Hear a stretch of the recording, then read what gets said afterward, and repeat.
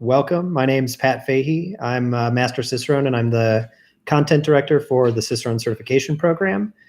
And welcome everyone to the third installment of Tasting Together. So with Tasting Together, what we try to do is we want to offer a lighthearted but educational look into a particular style or beer. And in the process of doing so, cover the history of the beer, ingredients, flavor profile, other interesting tidbits about the beer, food pairing as well. And preferably we do that while we're enjoying an example of the beer. If you're either don't have the beer we're talking about, or you're in a place where you're unfortunately not able to drink beer, that's fine. But ideally, you'll be able to taste along with us. I think you'll have a better time if that's what you're doing. So if you've joined us in the past, thanks so much for coming back. We had an awesome time last week tasting and talking about our Vol. If you missed that, definitely check it out. We have it posted on our channel. I'll take any excuse I can get to sit down and drink an Orval. So consider that an excuse for those of you that missed last week. If this is your first time, welcome.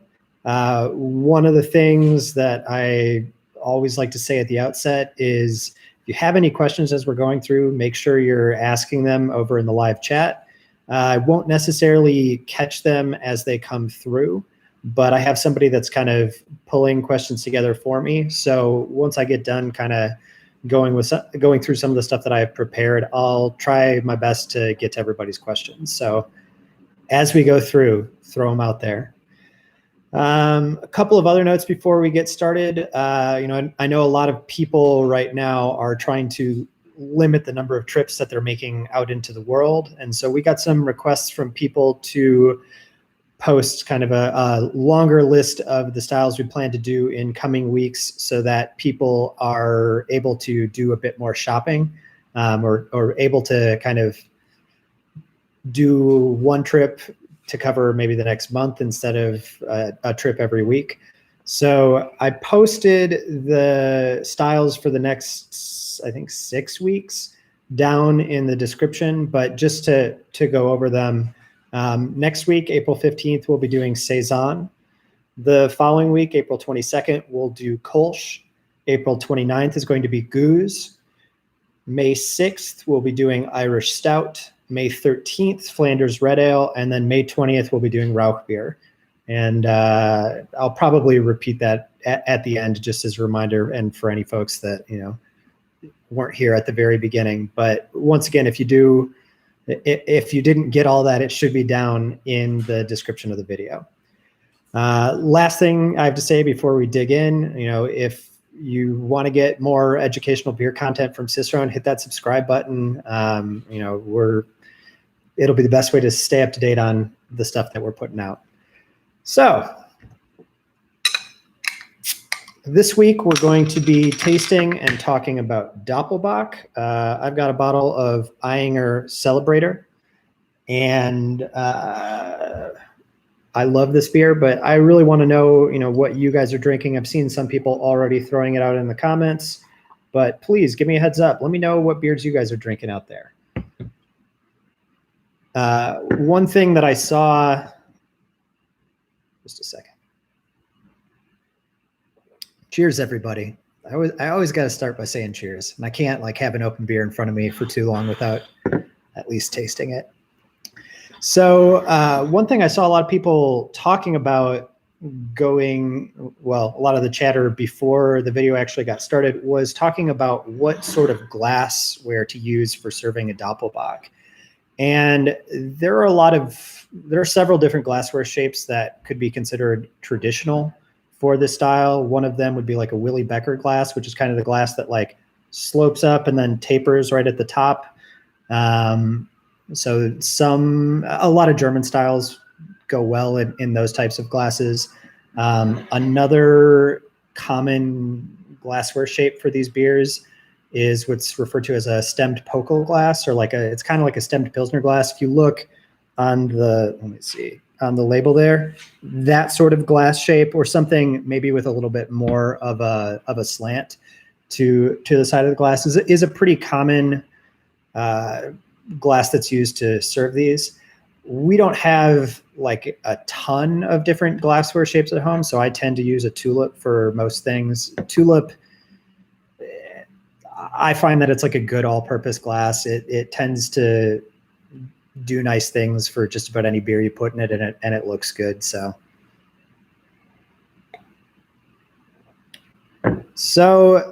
to begin talking about Doppelbock,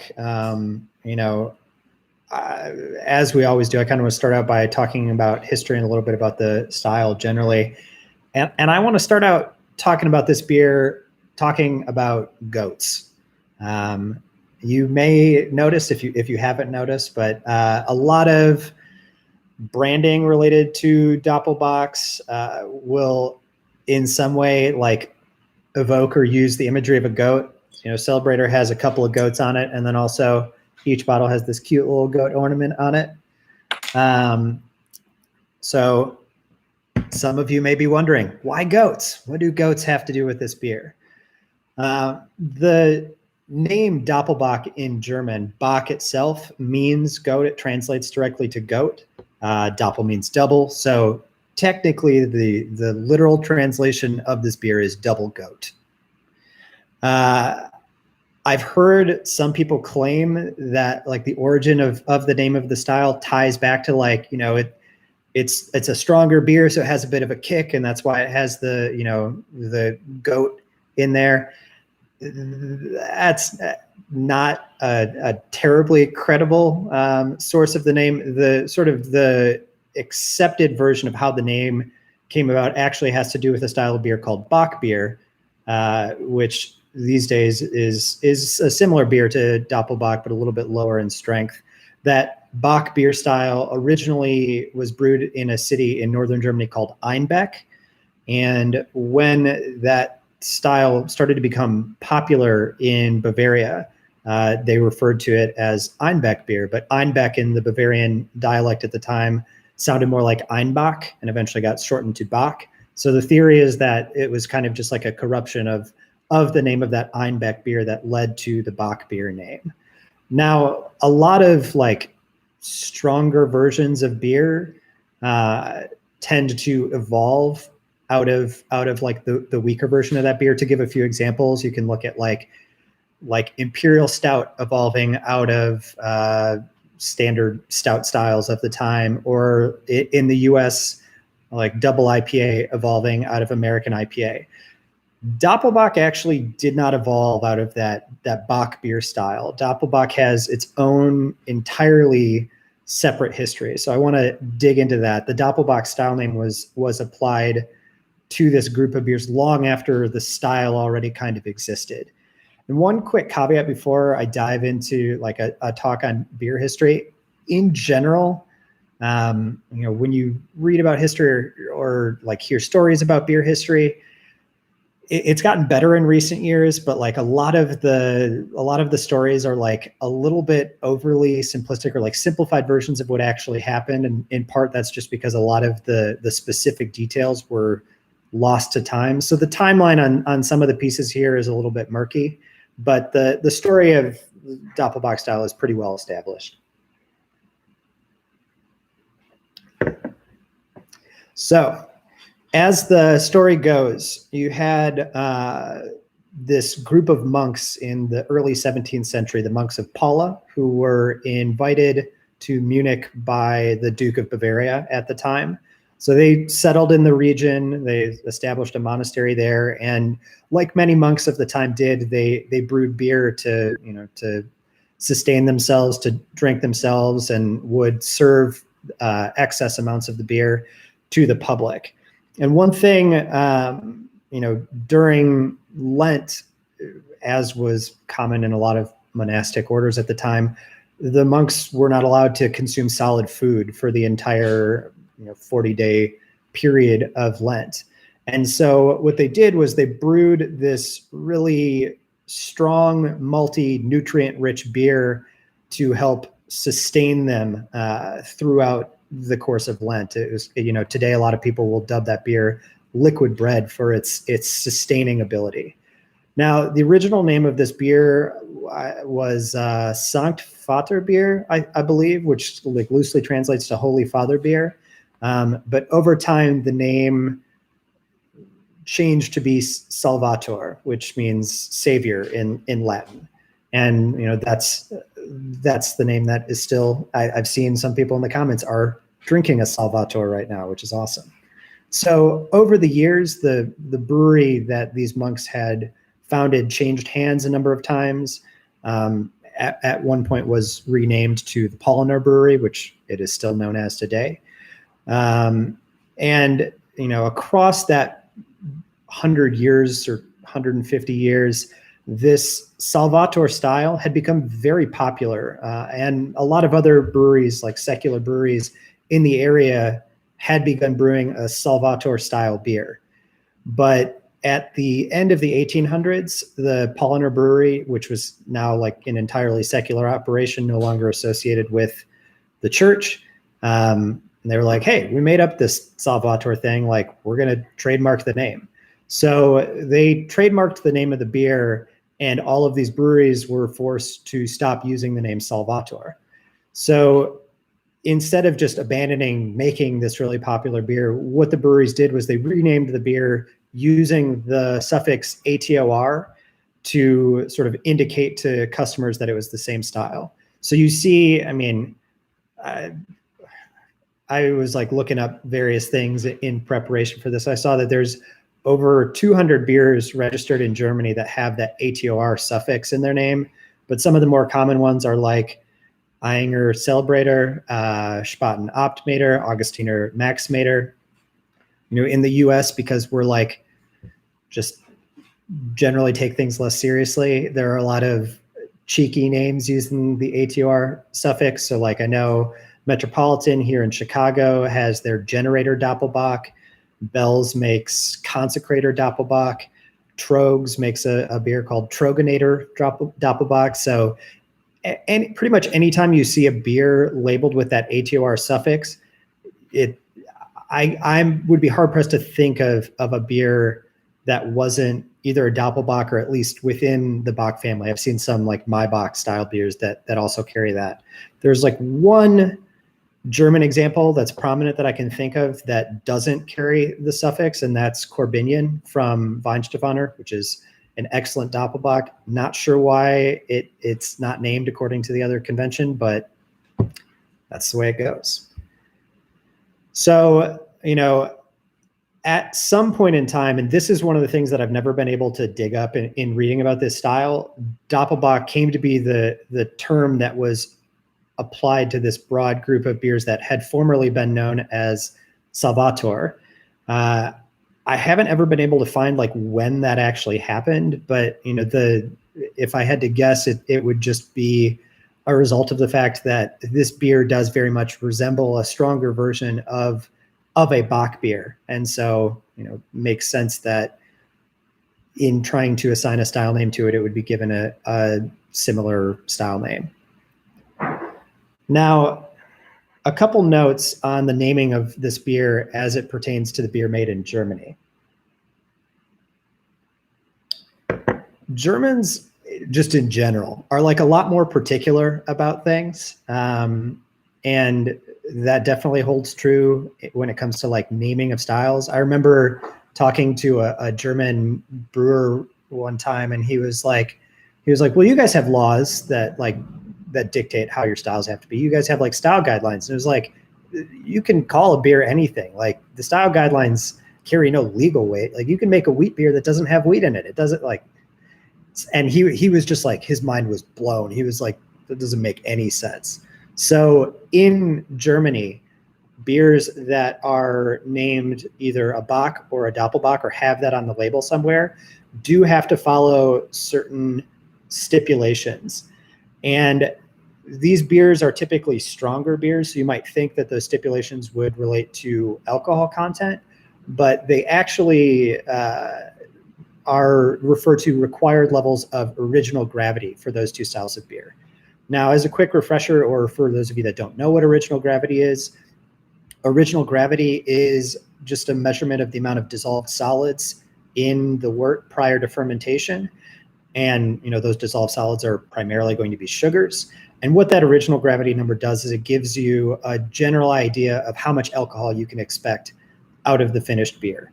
There are like two main ways that it's measured, either degrees Plato or in specific gravity numbers. Beers in Germany that are labeled as a Bock beer have to be at least 16 degrees Plato, which is equivalent to like 1066 in specific gravity. When that beer is fermented, that's going to give you an alcohol content probably somewhere between 6 and 7%, depending upon the level of attenuation. Beers that are labeled Doppelbock don't have to be double that strength. They don't have to be like 32, like that would be insane. Instead, they're just a little bit stronger or a little bit higher in original gravity. So beers that are labeled Doppelbock have to be 18 degrees Plato prior to fermentation, which is equivalent to about 1074 specific gravity, I believe. And so that's going to give you a beer after fermentation that is probably somewhere north of 7% alcohol content.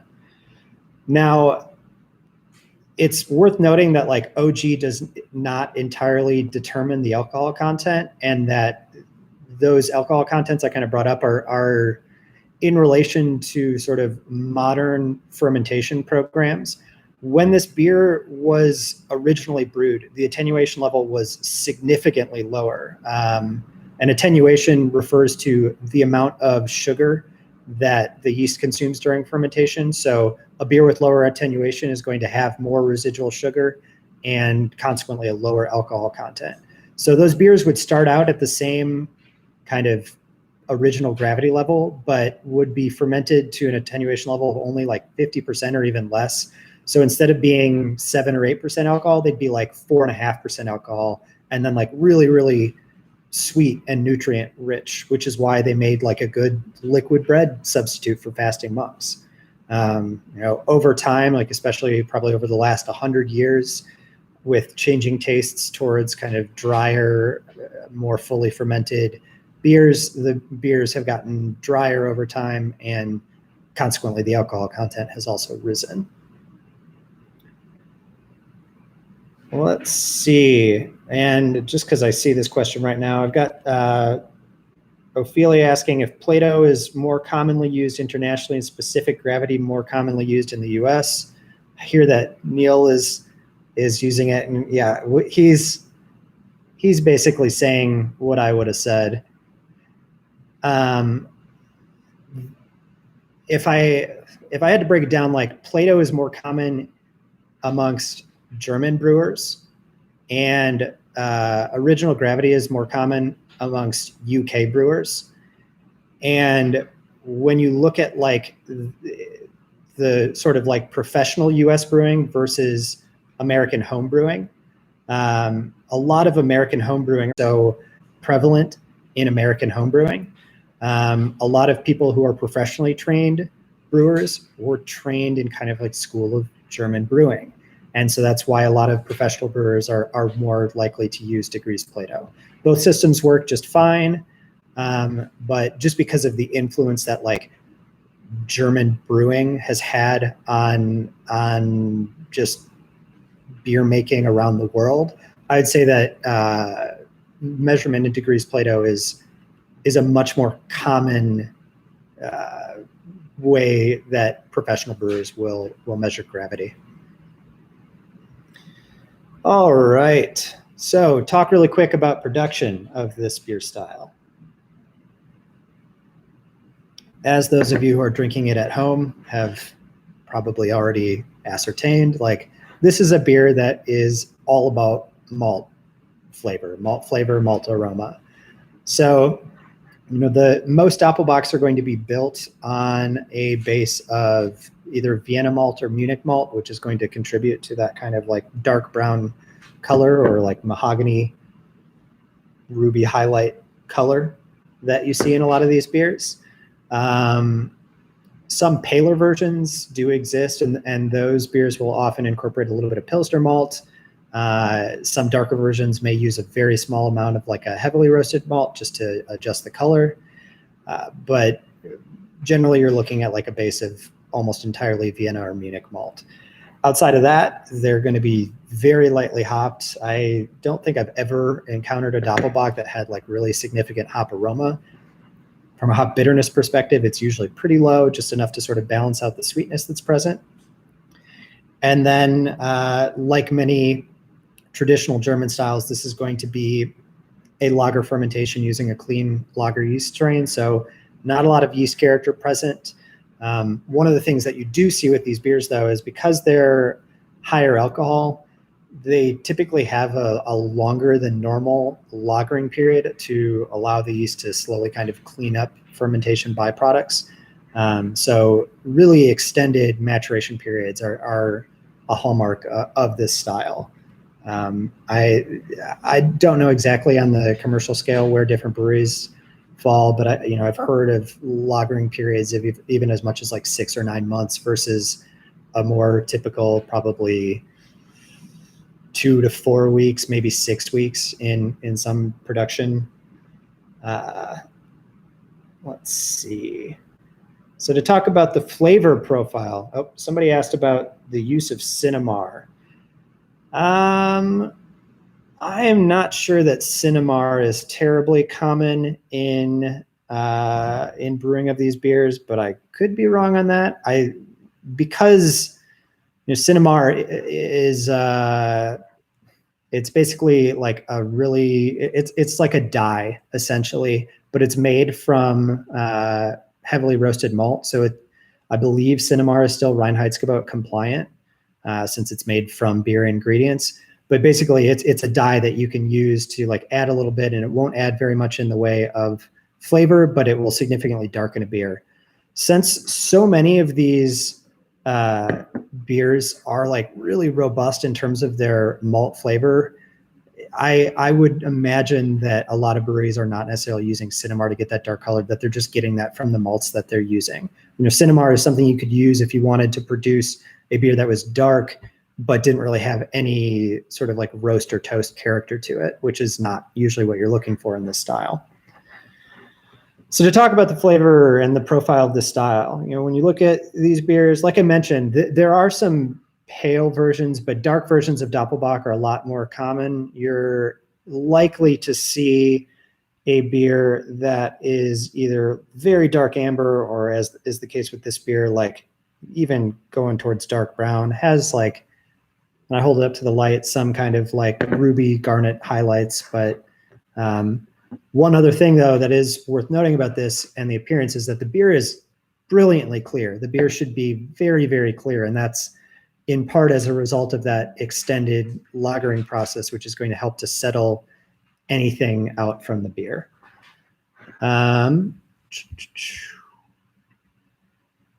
So beyond that, when you dig into like the aroma, at least in this beer, is pretty much all just malt driven. But there's, due to the fact that there's a tremendous amount of like Munich malt that goes into this beer, and this beer is probably decocted. And I've seen a question on decoction come through, and I will talk about that a little bit later. But you've got loads of different types of malt flavor going on here. So definitely a lot in the realm of like really heavily toasted bread crust, toast, Bavarian pretzel. There's some light chocolate, almost kind of like a dusty milk chocolate, or but without any real sweetness to it, or kind of like a cocoa powder character. Also a lot of nuttiness present. It's a little pecan-like, a little hazelnut-like. With the chocolate, it almost kind of gives a Nutella-like impression.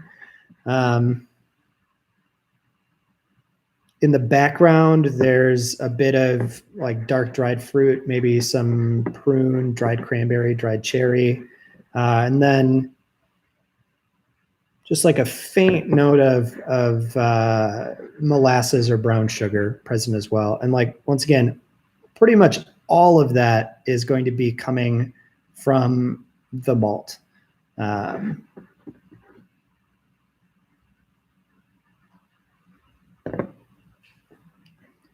As I mentioned, these beers are more highly attenuated than they were 100 years ago, but still among modern beer styles, they're a little bit lower on the attenuation scale, and so they tend to have a fair amount of residual sugar present. This beer does present with some residual sweetness as a result of that. And bitterness is really very low. There's not much in the way of bitterness present in this beer. On the palate, the mouthfeel is kind of, I would say, like medium full to full body. Once again, just kind of like the higher original gravity, and then all that residual sugar is going to contribute to making this a beer that's a little bit fuller in mouthfeel. So one thing I want to talk about before I dig into talking about food pairing is to talk about some other styles that are kind of similar to this from a flavor perspective. And for any of you like studying along at home, looking to take a certified Cicerone or advanced Cicerone exam someday, these are kind of things that would pertain to potentially style discrimination exercises that you might see on the tasting exam. So some of the styles that we've found people will commonly like have confusions between include Doppelbock, Wee Heavy from Scotland, and Belgian Double from Belgium. And you might think, if you haven't ever tried them side by side, you might be like, what does like a German lager, a Scottish ale, and like a Belgian Abbey beer, what do those have in common? There are definitely distinct differences between them, but like if you were to look at Doppelbock versus Wee Heavy, for example, maybe seeing a little bit more caramel malt character in Wee Heavy, but fermentation profile is usually pretty suppressed in those beers. And those beers also usually have a fair amount of residual sweetness to them. A lot of that same kind of like toasty, caramel, lightly chocolatey malt, a little bit of dark fruit character. So the malt profiles on those beers are really similar. Wee Heavies will usually have a little bit of ester character to them. And like I said, the fermentation profile the flavor profile tends a little bit more towards caramel, but otherwise like those styles are pretty close. Belgian Double is one that seems like it would be even further afield. And yet a lot of people have trouble with that one just because kind of like the brown sugar, molasses, dark fruit notes that you commonly get in Belgian Doubles are rather similar to Doppelbock.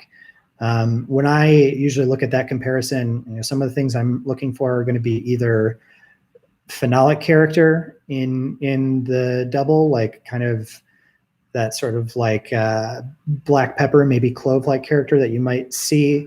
If it's a really estery double, that would be a good giveaway. But like other characteristics that I think are really helpful, one, double is usually going to be way higher in carbonation. Two, double is going to be way more highly attenuated. It's going to be a lot less sweet. And that's one of the characteristics I'll usually look at when I'm trying to taste between those two styles. So last little thing here, and then I'll start digging into questions. Talk a little bit about pairing. And I really like Doppelbocks for pairing. They're a very versatile style just because, they have so much like Maillard character, all of this brown bread character that works with so many different foods. Basically, like anything that you would serve with bread.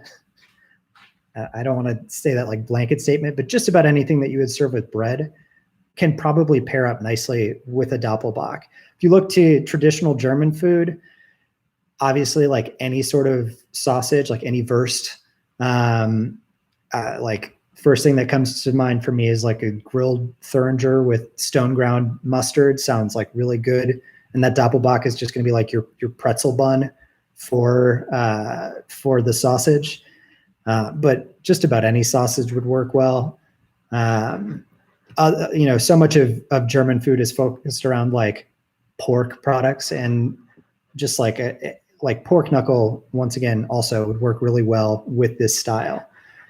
Talking about cheese, this beer's got a lot of, it's pretty high intensity beer. So I wouldn't foresee this working too well with any like fresh cheeses or any like lower intensity cheeses. I'd be looking for something that had like a fairly intense flavor to it, but I also would potentially not go towards something that was really high fat or like really kind of like palate coating in texture, just because you don't have necessarily super high carbonation. You don't really have much bitterness. So might not clean your palate quite as well. But I think of things like a really heavily aged Gouda, like maybe like a 5-year Gouda where the flavor is super concentrated. I think about like raclette or like a sort of more intense fondue, like a Gruyere fondue maybe. That's going to bring kind of like a lot of those similar nutty flavors. Possible that you might be able to do certain blue cheeses with this beer. Once again, in some cases, especially if they were, you might have a blue cheese that was a little bit too palate coating, but I think that with some blue cheeses, it could work really well. A lot of other pairings with Doppelbock tend to emphasize richness. You know, when I think about Doppelbock pairings, a lot of times it's not like I think about like pairing with like a Pilsner or a Saison, and a lot of times, I'm looking for that beer to be sort of like refreshing and palate resetting. When I think about pairing food with Doppelbock, I'm thinking about like cold winter night, hunkering down, eating comfort food. And so, you're looking at potentially really rich dishes, like maybe a gamier meat like duck, to go kind of into more like interesting and less traditional territory. Something like ramen, like a tonkatsu ramen might work really well. A lot of times those are going to be made with like a pork-based broth. And once again, super rich. And so a lot of the flavor characteristics might line up nicely there. Doppelbock, because of its residual sweetness, is also going to have a bit of a taming effect if you pair it with something spicy. So, it can work with a lot of different, maybe like Mexican cuisine. I think like a dark mole could pair really nicely with a Doppelbock style beer. So it's a super versatile beer, though. There are a lot of different directions you can take it. And especially if you picked up more than one for this tasting, I would encourage you to try pairing it with whatever it is that you're eating this week. So let's see. Let me take a look through these questions. First question is, decoction just desirable or is it necessary? And what is decoction for everybody else who's like, I don't know what that means. Decoction is a specific type of mashing.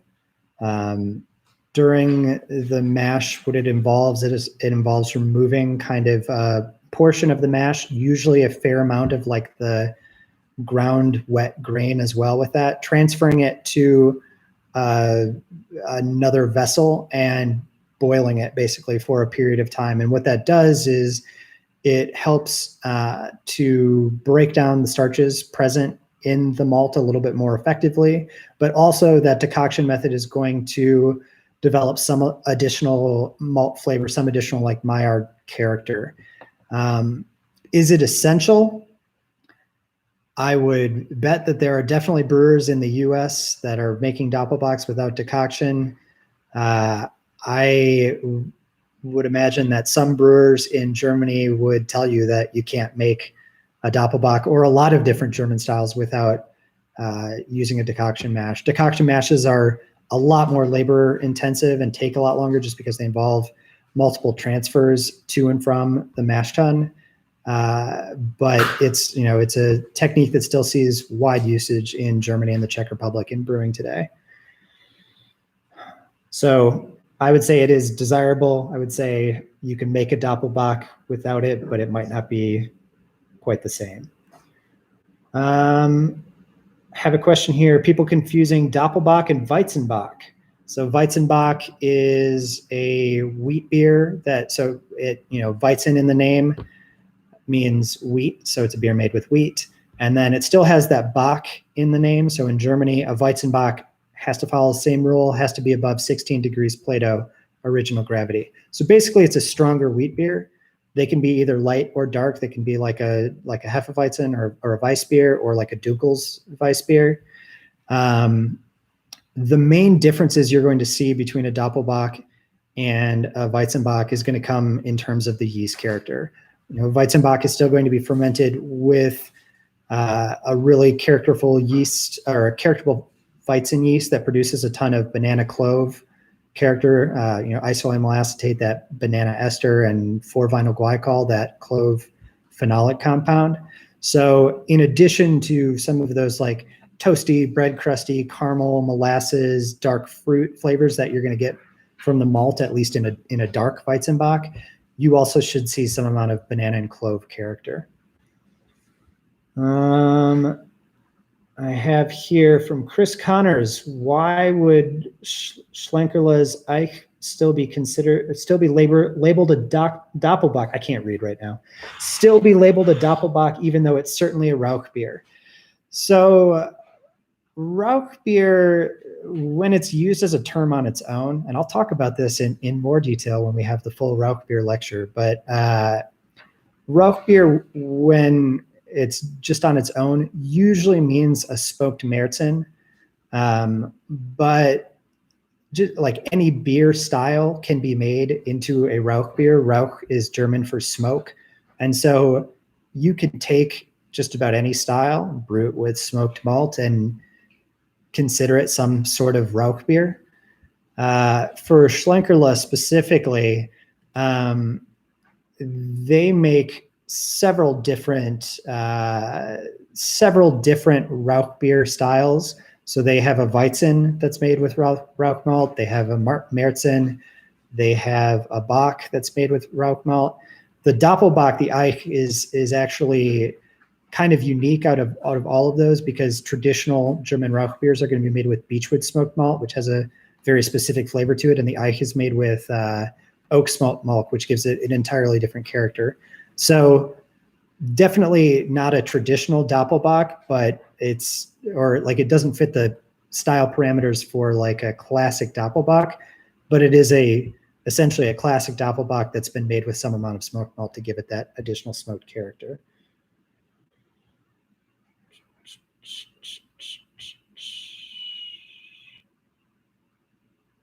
Let's see. Ken Smith asks, does the yeast tap out? In other words, does the alcohol get so high that the yeast just checks out and leaves behind residual sugar? I would imagine it's a combination.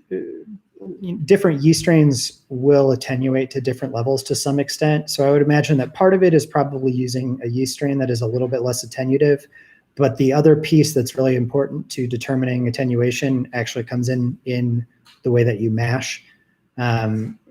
Depending upon the temperature that you perform saccharification at, you're going to get more or less fermentable sugar. So I would imagine a big part of it has to do with the mash schedule producing a mash, or producing a wort that's a little bit less fermentable.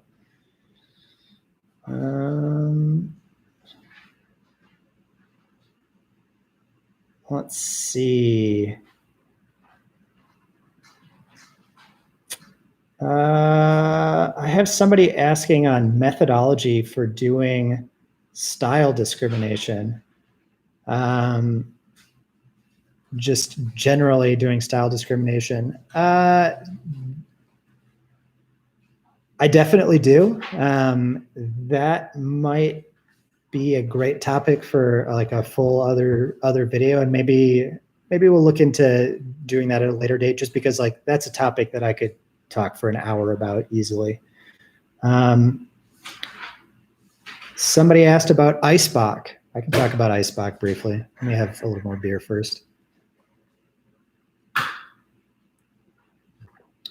So Eisbock. The word Eis, E-I-S, in German means ice. It's very convenient. And Eisbock is basically an even stronger version of Doppelbock. And the word ice refers to the fact that it's traditionally made stronger through freeze distillation. Basically, the beer is cooled to the point where some of the water begins to freeze, and then that essentially concentrates everything else. Since the alcohol does not freeze, the alcohol freezes at a lower temperature, or would freeze at a lower temperature than water will. So they're able to freeze some of the water out and basically decant the beer off of the ice and end up with a stronger, more concentrated beer. That's what Eisbock is. Eisbock has like a great story about like some like stable hand leaving barrels of the beer out, and it got too cold and they froze, and like the guys were like, we're gonna make you drink it as punishment, and he drank it and he was like, this is delicious and I'm wasted. And like that's the story of Eisbock. That is one of those ones that's like almost certainly not how the style was invented, but I love it anyway. It's like a lovely, fanciful rendition of something that almost definitely did not happen.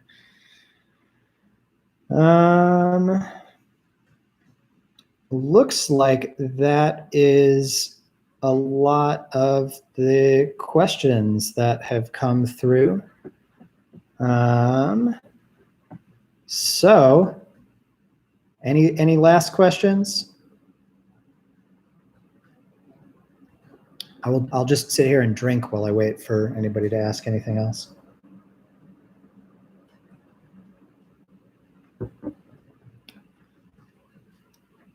I see somebody asking about Aventinus from Schneider as a wheat Doppelbock. Yes, that's a great classic example of a Weizenbock. It's a Doppelbock that is made with wheat and also is fermented with a wheat beer yeast strain, so it has that kind of banana clove character. Let's see. What would I point to as quintessential Doppelbocks from American breweries? So the three that I mentioned up front, I think are great examples. Those are some of the first that come to mind, like Bell's Consecrator is great. Troegs Troganator is great. Here in Chicago, like absolutely Generator. I'm trying to think of other Doppelbocks that I really like in the U.S. and I'm drawing a little bit of a blank, but I will let other people who have access to the Google machine right now, or who just have other ideas in mind, to just rattle off any that they think of.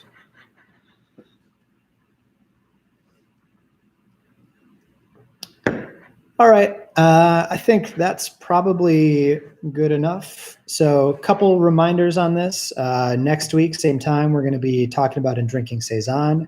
I really look forward to seeing what people bring to that, just because Saison is such a varied style. There are so many different examples, and it's allows for such a wide breadth of different flavors that should be a really fun one to talk about. If you haven't already, please subscribe. And also, if you want to go out and shop for the beer styles that we're going to be covering in the coming weeks, once again, they're posted in the list down below, but just to rattle them off really quick, let me pull the list up again. In order, they are Saison, Kolsch, Goose, Irish Stout, Flanders Red, and Rauch beer. For whoever had the Schlenkerla Ike, I would encourage you to go and get it, yet another Rauch beer for when we talk about Rauch beer. And somebody is asking about doing Czech beer styles. I had on the list to do Czech Premium Pale Lager, but we wanted to make sure we got like a British or Irish style in there, so we slotted Irish Stout in. I'm going to be doing Czech Pils probably right after this list, just because that's a style I absolutely love. So thank you guys. You're all fantastic. Thanks for the questions. Keep drinking beer, keep studying if that's what you're doing, and have a good week. Hopefully I see you guys next week.